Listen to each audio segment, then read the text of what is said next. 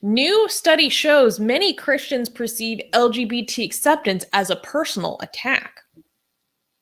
In a study published in the Journal of Personality and Social Psychology, a team of researchers from the Washington University in St. Louis, Missouri, revealed some interesting findings regarding the frame of mind of many conservative Christians. The research used data gathered from 5 separate studies conducted over 3.5 years from July 2016 to December 2020. In the study, the team found that heterosexual white Christians subscribe to a zero-sum bias, or ZSB, more than any other group that was studied throughout the paper. Zero-sum bias, or zero-sum thinking, is a situational perspective where an individual thinks that one person's gain translates to a loss for the other person. Clara Wilkins, the study's principal investigator, explained that since most white Christian Americans see Christianity as an integral feature of American culture, this puts them at odds with the LGBTQ plus community that they see as, quote, having increasing social influence. The team was able to identify that church leadership can use their influence over their followers to help facilitate intercultural acceptance. Go ahead. No, you go ahead, because I want to get a better understanding of this because this seems outrageous, but go on. So this is very interesting. So first, I want to kind of expand upon our audience's understanding of what zero-sum bias is. So zero-sum is something that comes from game theory. But then zero-sum bias or zero-sum thinking pertains to a cognitive flaw or fallacy that many people are subject to. So an example of zero-sum bias that's very common is the perception that immigrants are going to take their jobs, someone's jobs. So they're saying, because the immigrants are gaining jobs, that means that my job is going to be taken away from me. Or another really common example is in the case of consensual non-monogamous relationships. Someone might think, oh, because my partner has love for another person, that means they don't love me or they love me less. So my loss is someone's gain, or vice versa. And in the realm of psychology, this usually comes through the case of us perceiving threats where there is not actually good evidence for threats to either ourselves or our own group's dominance. People in the live chat and Armin, tell me if that made sense. Was that clear? Yes, but I just want to, whenever I see study shows, I'm always like, but does it really? Because a lot of times, like, people find like these small little studies that maybe were not conducted very well, or weren't peer reviewed, or the sample sizes were not very good, or it wasn't. But this was, again, I'm not saying that this proves it, but this, like, what you have here is 5 separate studies that show the same result, and like the sample sizes are like 2,000 participants, so that's a pretty good sample size, right? I don't know, like, was this published somewhere credible? Yes, this was published. This was peer reviewed. And I want to be clear that it wasn't 5 studies showing, like, trying to replicate the same findings. That's different. This is 5 separate studies published in a single 30-page paper that I got my hands on. So I've actually read a portion of this actual published article, where they are testing and developing new hypotheses. And as from study 1 through 5, they're kind of building upon the findings of the previous work to try to identify new patterns of thinking and perceptions and beliefs. So like I said, I actually got a hold of the actual article. I wasn't, for full transparency, like I said, it's 30 pages long, so I wasn't able to read the whole thing. But if you'd like, I can walk us through some of the major findings that I thought was really interesting to kind of help paint the picture of what this was really getting at. So when you say many Christians, what percentage of Christians we're talking? So are we talking here? Like, you It's mentioned? not a percentage so much Uh-huh. as out of the Christians that they did poll. So they polled like LGBT Christians, they polled like non-fundamentalist Christians, and then they Mhm. polled what they categorize as fundamentalist or conservative Christians, and they had control groups as well. Yeah, but when the title says study shows many Christians perceived LGBT acceptance as personal attack, do we have any idea of what the word many means here? Well, You know what I okay. mean? Full transparency, I'm the one who has to pick the titles for our news stories, and we didn't Right. have enough in our character count to say conservative. And I wasn't just going to Right. say Christians in general. So it just said that there are Oh, many. okay. So Christians as a whole, can we tell or can't we tell Christians as a whole what percentage of them perceive Not at all. In LGBT? fact, the study No, found that if they were not fundamentalists, they were less likely to be subject to this bias. not at all. Meaning like close to. Do we have any percentages basically? But so No. It's No, not we don't. percentage. It's based on category. Oh, and we don't have. Okay, so fundamental Christians, what percentage of them? We don't have that either.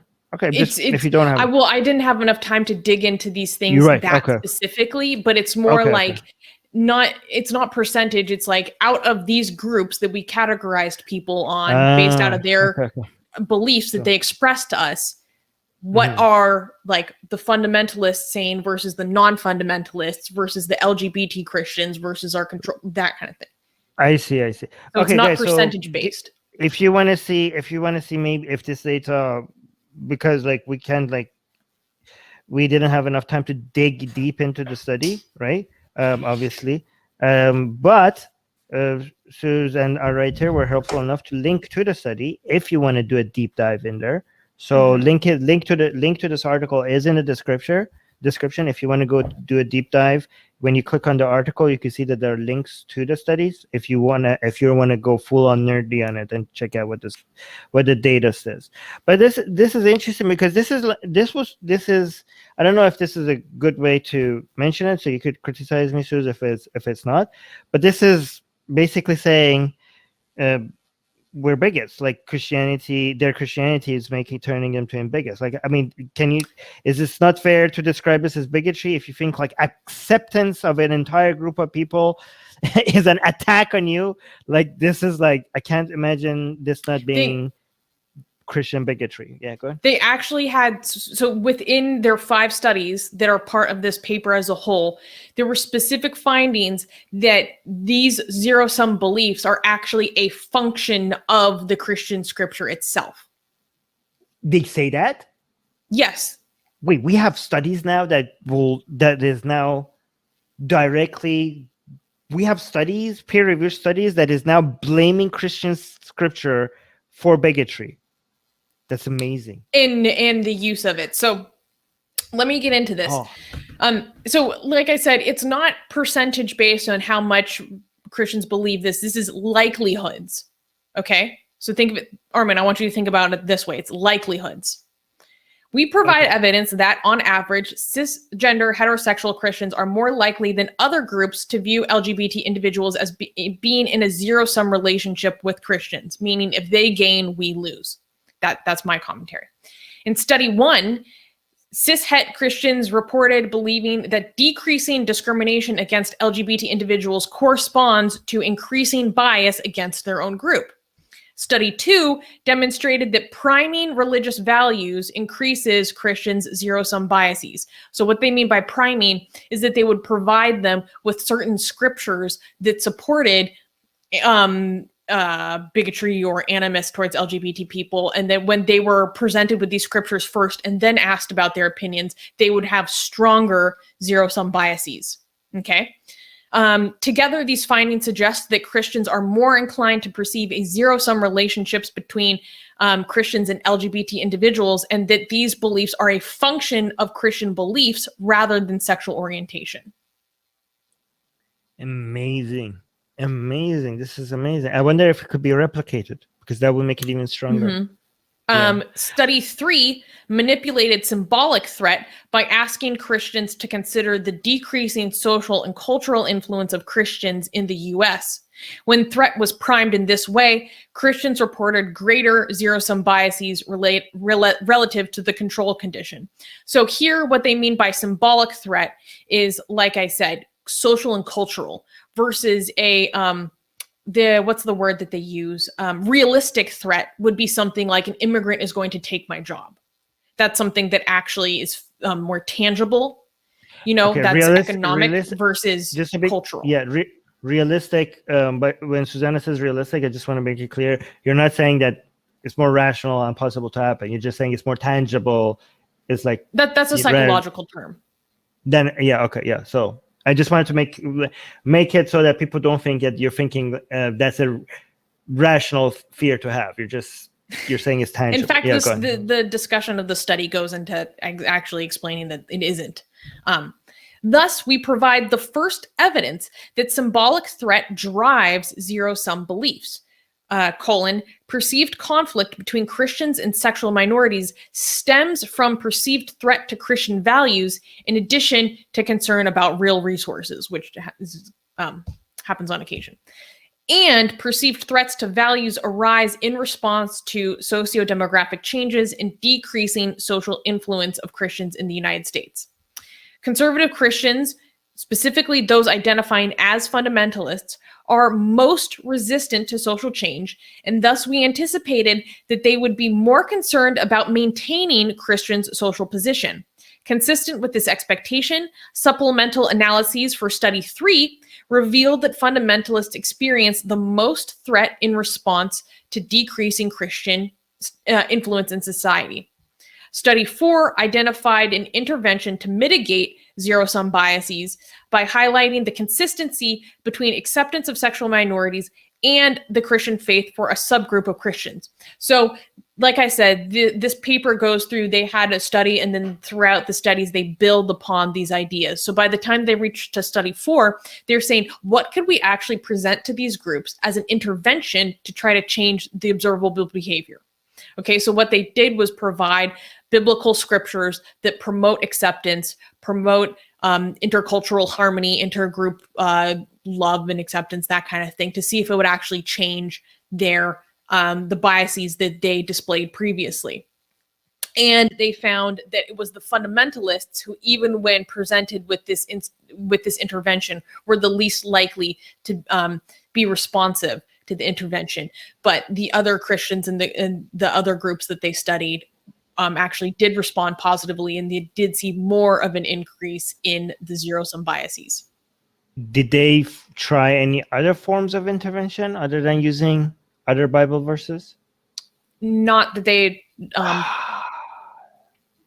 They missed an opportunity here. Mainline Christians... Sorry?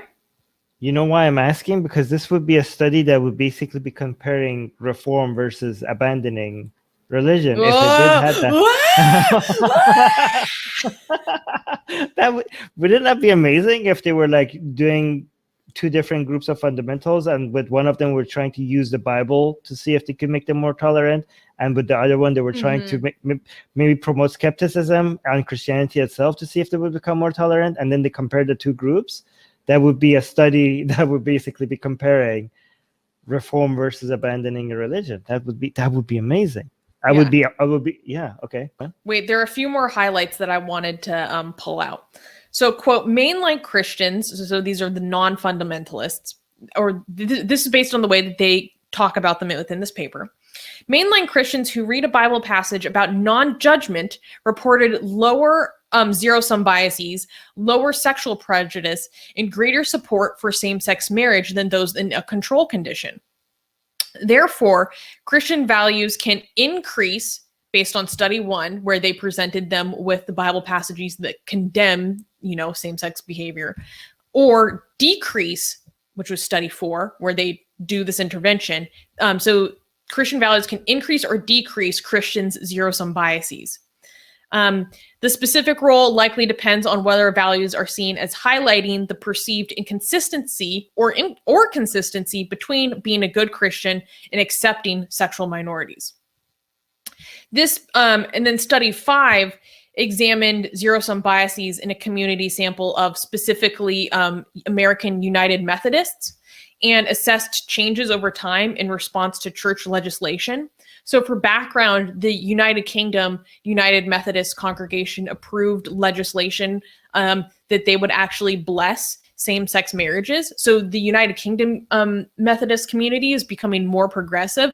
Meanwhile, in the United States, our United Methodist community approved some form of legislation that more constrained the role that gay or lesbian people can play within the diocese. They don't use diocese. What's in church leadership? So they actually got a little more conservative, and so they were studying this specific population in America and how they reacted to the new legislation that was constraining people more.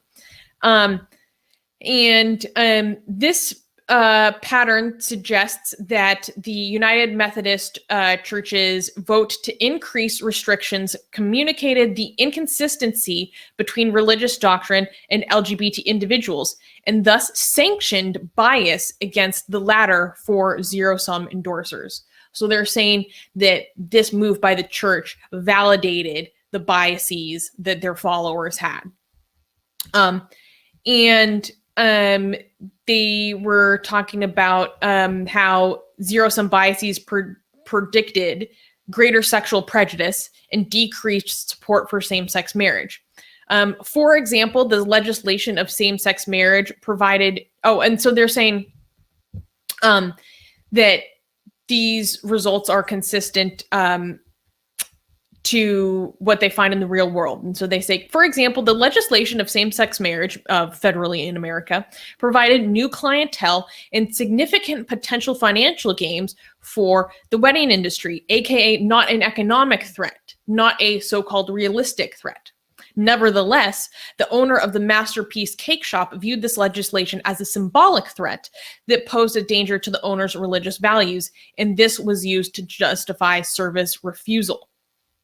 And they go on to have a section that's all saying, like, this was very smart of the authors, and they're saying, do these biases actually reflect the reality? And they say, it is important to note that although there has been significant social gains for sexual minorities, these do not likely correspond to increasing bias against Christians, despite some Christians' perceptions. So then they go into a reflection of the literature that says that there is not increasing bias against Christians. There isn't studies that validate these perceptions. So they're actually saying that these biases are not reflective of reality. And that is very important for researchers to investigate and pull apart. Like, how much are these biases actually justified, right? So they have a section dedicated to say, no, they're not justified. And then this was interesting to me. Perceptions of anti-Christian bias seems to be particularly acute for conservative Christians. The majority, 57% of white evangelicals, report that their group experiences a lot of discrimination in the United States today. And that was a finding from a paper in 2018. And then kind of in conclusion, they have a section titled, what are the functions of zero-sum biases? And they say, quote, if Christians do not appear to experience increasing objective bias against their group, what is the purpose of the zero-sum biases? As described above and articulated in the instrumental model of intergroup conflict, zero-sum biases likely arise to motivate efforts to maintain group dominance. Whereas dominance related to zero-sum biases has traditionally been conceptualized in relation to distribution of resources. For example, like I gave the example of immigrants and jobs. We argue and provide evidence that zero-sum biases also arise as an effort to exert cultural dominance. And why did Armin have to leave for the best part? Oh my God. They literally bring forth studies that say religiosity is a form of system justification, particularly for Christians. So a threat to Christianity might be taken as a threat to the system which Christians are motivated to defend. When Christians experience symbolic threat and are concerned about losing their group's historic dominance, zero-sum biases motivate them to reestablish the group's position. I thought it was so bold. I don't know. Maybe it's just me. Just seen in an academic paper, the words religiosity is a form of system justification. I was like, oh, this is it. Oh my God. Did you hear me? Yeah, I can still hear you. This is Bluetooth, so even if I go away, I'm still listening. So don't worry about that. Wait, so when you say it's an attack on the system, the title says it's a personal attack. Are there two different things that the study is mentioning? Like, do they see it as an attack on their values, as an attack on the system, or are they seeing it as a personal attack, or all three separately is being measured here? A personal attack by way of group identity. Does that make sense? Right, yes. That was my interpretation of this. Okay. I don't understand. Explain this part to me, because they say they're not justified to have this fear.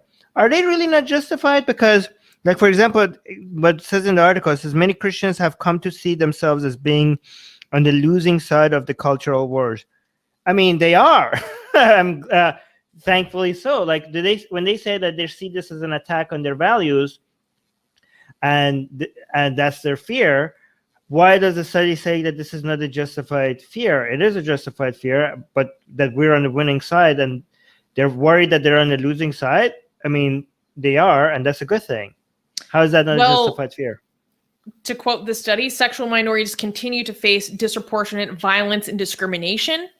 In 2018, LGBT individuals make up approximately 20% of all hate crime incidents, even though they make up only 4.5% of the population.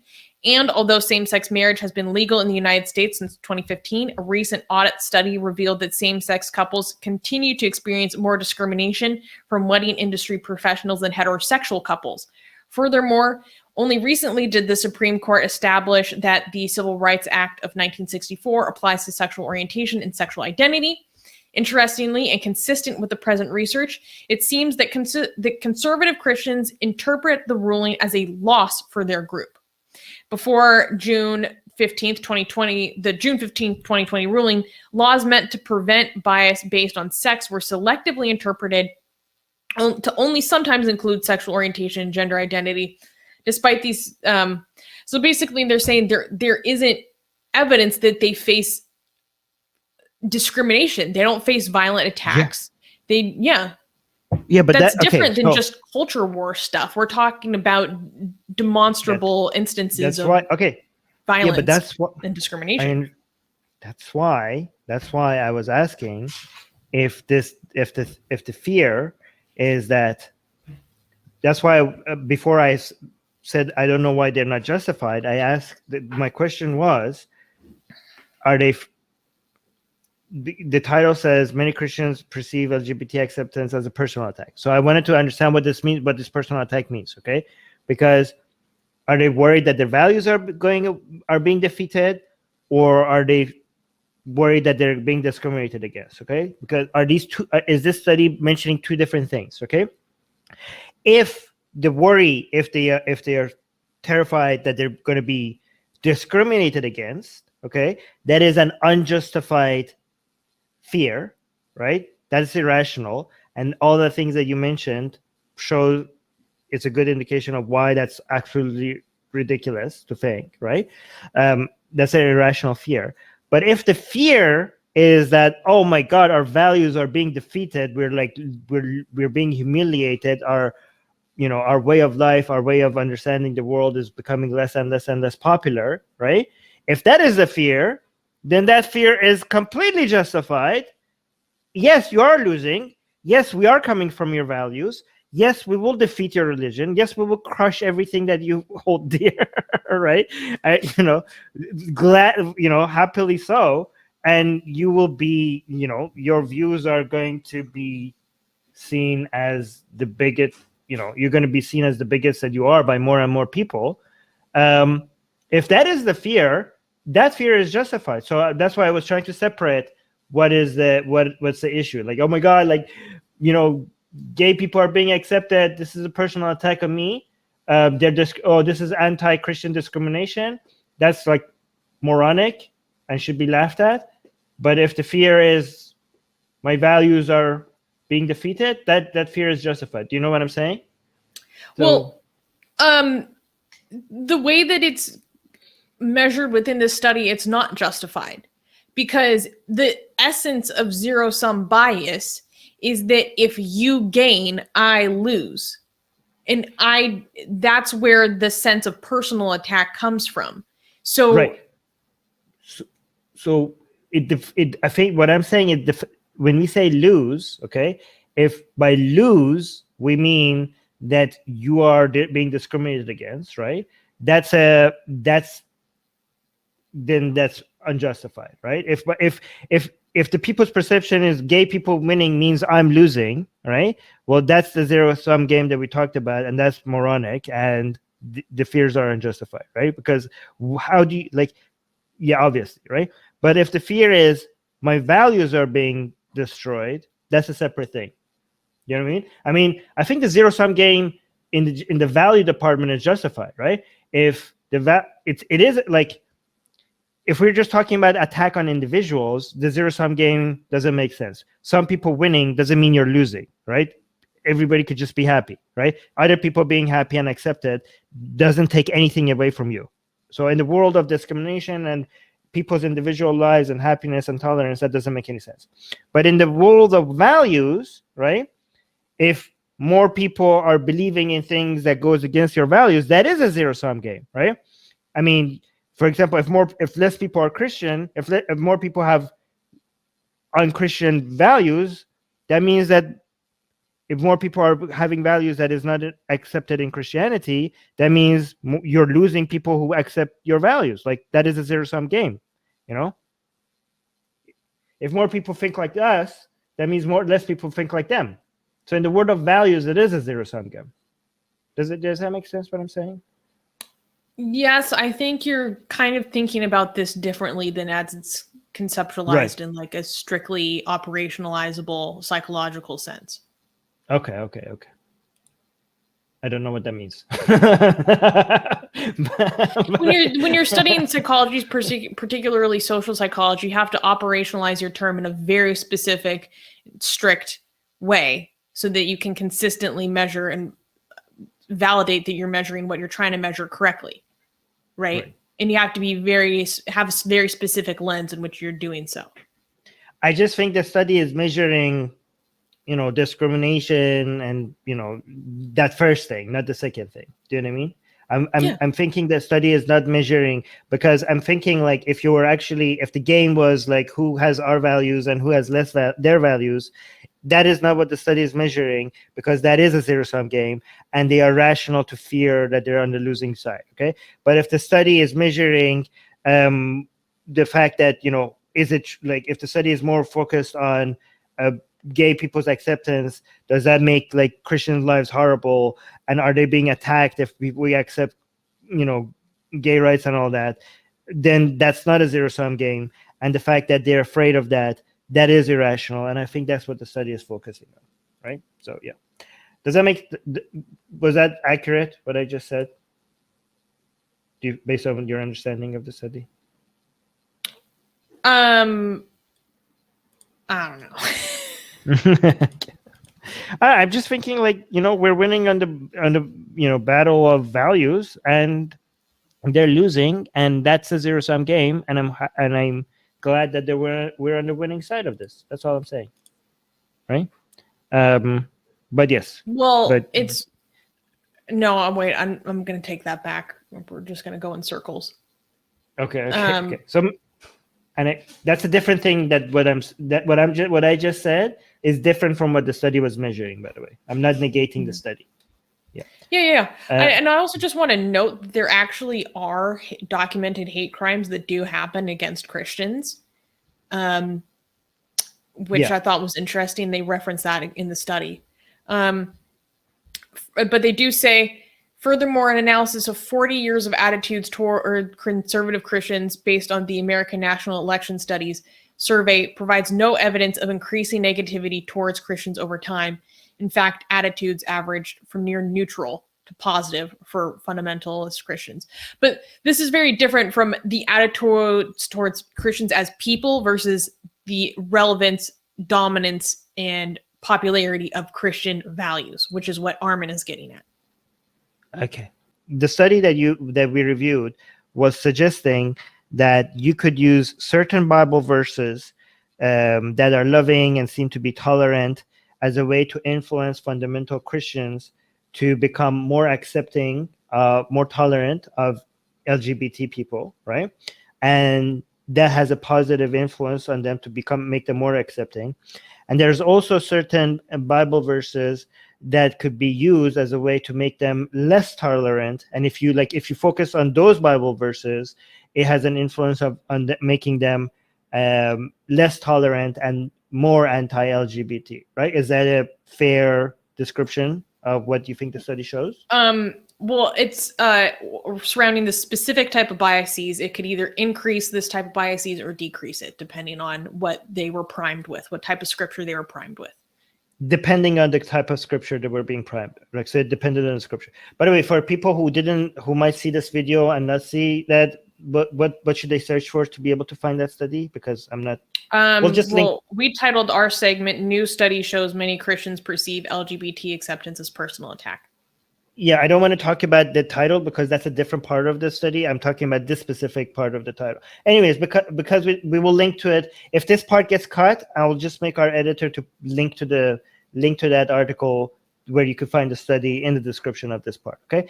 So what I asked when you mentioned that, I asked you if there was also a measurement of other methods of intervention to try to, other than using Bible. Was there anything in the study that tried to use non-biblical ways to see, maybe promoting skepticism on Christianity as a whole, as a way to see what the influence on that would be on maybe Christian fundamentals, to see if they would be more accepting of gay rights or not, right? And we said that there wasn't, right? And the reason why I asked that is because I am somebody that wants to see the different tactics on, for example, reforming religion versus encouraging people to abandon religion. Which ones are the best way to encourage better values and standards in society? Because I'm on the side of don't reform religion, just encourage people to either abandon religion or become more skeptical of it. I think that's you get a lot more return on your investment if you do that. Okay. And so that study does not exist. It would be very interesting to show that. And then let's say, for example, if you promote skepticism and then you focus on certain Bible verses that shows that encourages people to become more tolerant or more accepting. And there's also a study that shows that we have right now, as you mentioned, that shows focusing on some certain other Bible verses will make people less tolerant. So people may be like, okay, if promoting skepticism or abandoning religion works, and focusing on certain Bible verses also works, then why not do both? Okay, and I want to address that, right? Let's say both of these work. The problem is that the same study shows that there are Bible verses that, the study confirmed that there's certain Bible verses that discourages tolerance if you focus on that. So my problem is that when you use the Bible, okay, if we have alternative methods that work, then we shouldn't be using the Bible as a way to encourage better behavior, right? Even if it works, because what you're doing is that you're giving authority and legitimacy to a tool. The Bible comes with those verses that has that negative effect, right? So this is a weapon that you could use for good and for evil, and it's harmful, right? The Bible itself legitimizing it and considering a source of authority, right? Then you're putting a tool in people's hands that could be used to encourage, intolerance or hatred towards an entire group of people.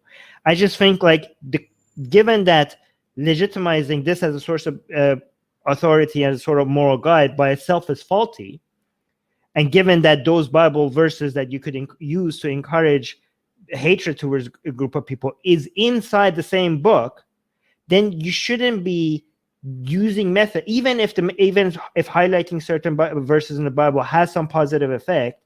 The side effect to that is that you're giving authority and legitimacy to this book that includes those other Bible verses. So I'm saying that if you use other methods that does not require you to put this book on a pedestal or make it seem like it's a good way to come up with a guide, then even if you find positive verses, you shouldn't be using them, because we have better methods that will not involve you legitimizing those other Bible verses that does encourage hatred. Does that make sense what I'm saying here?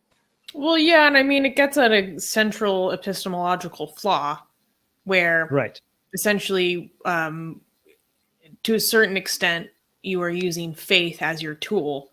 And as the study showed, well, it's not specifically faith, it's like what verses you rely on, but it's your faith that gives it a source of authority is what I'm getting at. And that's kind of outside the purview of the specific study we were looking at.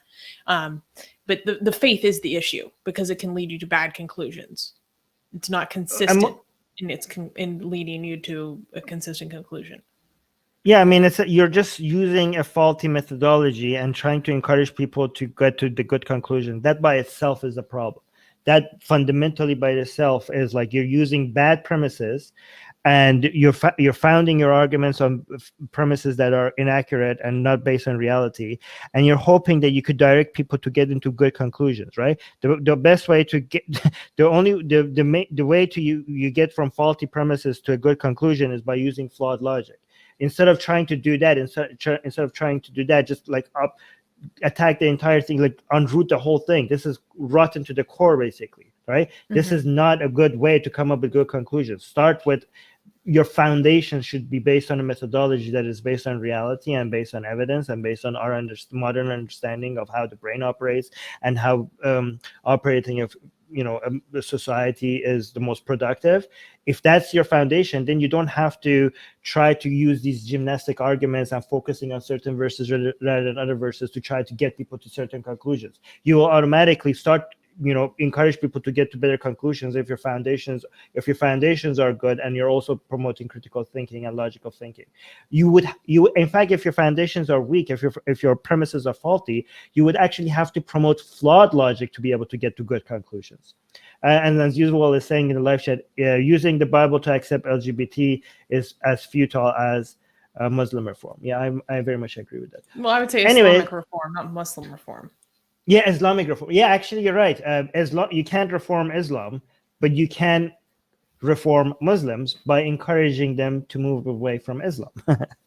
All right. Hey, guys, if you're a fan of Blasphemy and Sexy Callie, like me, then you need to be sure to subscribe to our newsletter. Link in the description below. Because if you subscribe, we will send you a free copy of our Blasphemous Art ebook. And let me tell you, it is the tastiest blasphemy that you can find anywhere available today. And we are so generous with our blasphemy that we continue to send you more blasphemy every week. So make sure to subscribe. Link in the description below.